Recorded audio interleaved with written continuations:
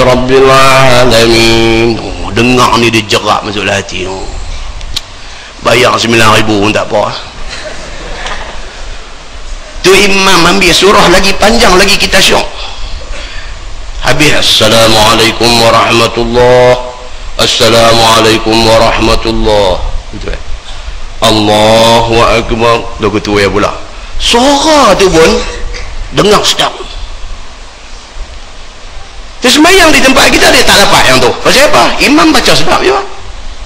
Pasal rayuh rendah kadang-kadang tu. Rayuh rendah. Selawat tu bagus tapi dia riuh lah, itulah masalah dia pasal riuh. Saya bulan puasa saya suka sembahyang tukar-tukar masjid. Ada masjid lagi nakal ni tu imam bawa Subhanal Malikil Ma'bud, baru bunyi dah Subhanal Malikil Ma'bud, bagilah tu imam bagi salah habis dulu. Ayang salam dulu pada imam kah? Jumpa juga dalam pada duk pi masjid banyak-banyak tu, jumpa juga macam ni. Duk ligan ni nak bagi habis awal ni. Tak bolehkah kita buat bagi ibadat ni tuan-tuan untuk Allah? Persembahkanlah dengan cara yang terbaik, tenang, tenteram, macam tu. Kita baca apa dia nak kata di sini. Hinggap-bangap dalam masjid. Hinggap-bangap di dalam masjid itu telah banyak berlaku pada zaman kita ini. Istimewa pula dalam masjid jamek yang besar-besar seperti di Mesir. Dia kata, Mesir pun sopa. Di Mesir pun sopa, rayuh rendah sopa. Padahalnya masjid itu bukannya tempat hinggap-bangap dan bukannya tempat bertempik sorak. Masjid ni bukan tempat nak wow, bukan. Masjid ni tempat yang kita nak beribadat. Bahkan masjid tempat berbuat ibadah dan ia adalah rumah rahmat Allah. Dia kata pada kira-kira siapa masuk masjid, rahmat Tuhan ada di sana. Tiadalah sayogia hingar-bangar, tempik sorak, sukaria dan sebagainya, dan tidak sayogia berpaling daripada membuat ibadah. Dia kata dalam masjid ni. Boleh kita misalkan dengan seseorang masuk ke rumah raja besar. Dia nak buat contoh.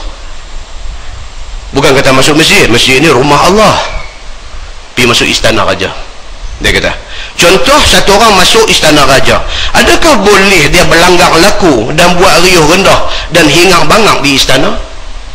Boleh lah kita masuk pergi nak ambil pingat apakah, orang nak bagi kat kita satu pingat, masuk pergi duduk tunggu giliran nak bangkit pergi ambil pingat tu, buka cerita sembang pakai di bangku tu. Bagus ni mereka nak bagi, potong nama, lepas tunjuk pintu ambil balik. Dia kata duduk tu sebelum pergi ambil tu adalah pengalaman sikit, kan? Panggil duduk rehearsal tu habang dulu. Ni esok bila mai esok macam ni, jangan bercakap, jangan duk beralih kiri kanan, duk habang ni. Tu adab nak masuk rumah, nak masuk istana raja. Masjid ini apa dia? Masjid ini rumah Allah, raja kepada segala raja. Begitu. Baik, maka bukankah kalau diperbuat yang demikian itu, seolah-olahnya kamu melentangkan diri kamu diazab oleh raja itu.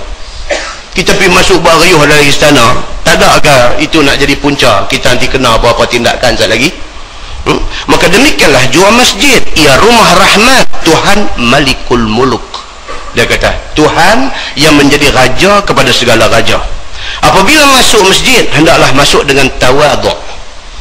Masuk masjid ni tawaduk dan menuju kiblat, menghadap Allah, mengerjakan sunat tahiyatul masjid dan lain-lain daripada ibadah, sehingga kata setengah ulama, membaca dan berdoa di dalam masjid hendaklah perlahan-lahan. Perlahan-lahan sebagai tanda hormat kita tu. Dia kata, maka sekadar kedengaran telinga sendiri sahaja, kerana masjid itu tempat orang datang sembahyang fardu dan sembahyang sunat. Maka apabila dikuatkan suara membaca dan juga berdoa, maka jadilah ragu ke hati orang yang sembahyang di belakang sana. Bila riuh rendah ni sembahyang, dia jadi kita tak fokus, kita tak khusyuk, dia jadi kelang kabut habis semua. Maka apabila berlaku dan beribadat dan beradat hinggap di dalam masjid, maka ialah satu tanda mustahak bala Tuhan turun, dia kata. Dan sambung hadis tu, wa kana za'imul qaum arzalahum, dan adalah yang menjadi penganjur kaum ataupun pemimpin kaum itu orang yang hina dina daripada kalangan mereka. Tanda bala Tuhan nak turun, orang naik jadi ketua, jadi pemimpin, jadi apa, orang jahat. Dia kata orang hina menjadi ketua, ini satu tanda mustahak bala Tuhan turun. Bermula yang dikehendaki dengan pemimpin itu ialah orang yang mulia dan orang takwa. Patutnya nak jadi ketua ni kena orang yang bertakwa, baru dia boleh jaga negeri elok. Kerana firman Allah, inna akramakum indallahi atqakum, bahwasanya semelia-melia orang daripada kalangan kamu di sisi Allah ialah orang yang paling bertakwa di kalangan kamu. Apabila pemimpin itu takwa, maka dia orang yang mulia, dan jikalau dia tidak ada takwa, maka dia orang hina, dia kata. Pada masa kita ini, di manakah kita mau mencari pemimpin kaum orang yang bertakwa, orang yang mulia? Melainkan, dia kata, kebanyakan pemimpin orang besar-besar itu, bahkan kepada pegawai masjid pun kadangkala ahli maksiat, dia kata. Dia mai dekat nak akhir zaman ni, orang macam ni naik jadi ketua, dia kata. Dia kata, dan ada di kalangan mereka itu yang tahik judi, dia kata. Jadi itu imam. Adakah tu imam tahik judi?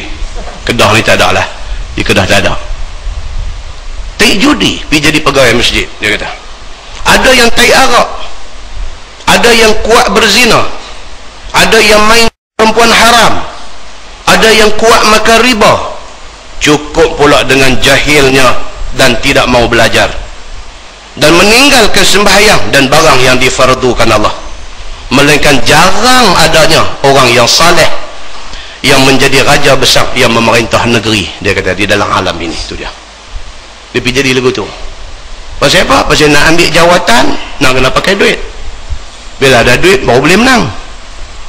Maka orang pilih ketua ni, dia bukan pilih ketua baik, dia pilih ketua yang boleh bagi duit. Maka orang yang banyak duit, kebanyakannya, bukan semua, kebanyakannya nakai, maka rosaklah alam ini, dia kata. Sambung hadis tu, wa ukrimar rajul makhafata syarih, dan dipermuliakan orang kerana takut jahat dia. Orang hormat dia pasal dia jahat, kalau tak hormat dia, dia buat apa-apa ke orang. Maka tunggulah bala Allah Subhanahu wa ta'ala akan turun. Dan wasyuribatil khamr, bawah sekali, wasyuribatil khumur, dan banyak orang minum arak, makin ramai orang minum arak.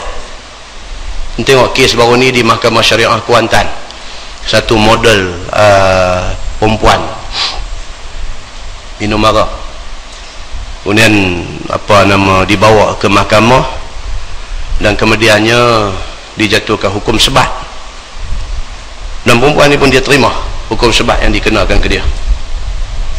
Hukum sebat tu hukum Islam, walaupun tidak menepati, tapi dia adalah satu hukuman yang dibahaskan panjang lebar.